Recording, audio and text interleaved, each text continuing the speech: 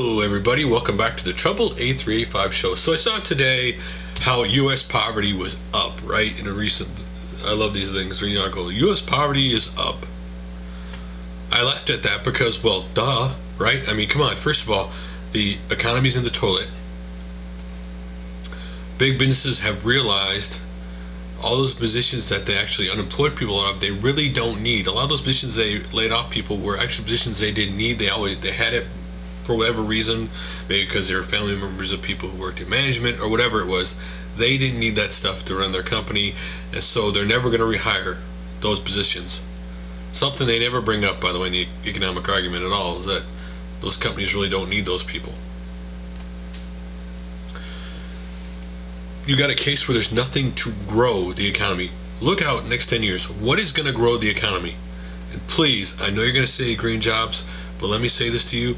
To grow, to start anything from scratch is a very long process.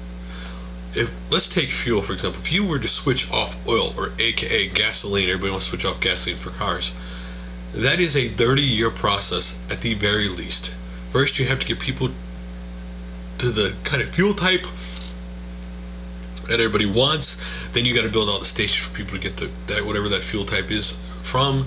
You have to rebuild the whole infrastructure. And the thing you got going against you is politicians, and you got the car companies and the industry itself going against you because they don't want change. So for that to happen would be just, silly. But poverty's down for a lot of reasons. A lot of things have gone on for years that just never got fixed when they're supposed to. A lot of these things you saw coming. Now we're in what I call a stagnant economy. There's nothing. The economy is not going to go drastically down. It's not going to go drastically up. It's kind of stagnant. It's going to be stagnant for, I keep thinking, the next decade. What is going to grow the economy? What is that? Listen, when we had big booms, let's take in the 90s, it was the internet bubble. The last big boom was the housing bubble. What's the next thing to cause a boom?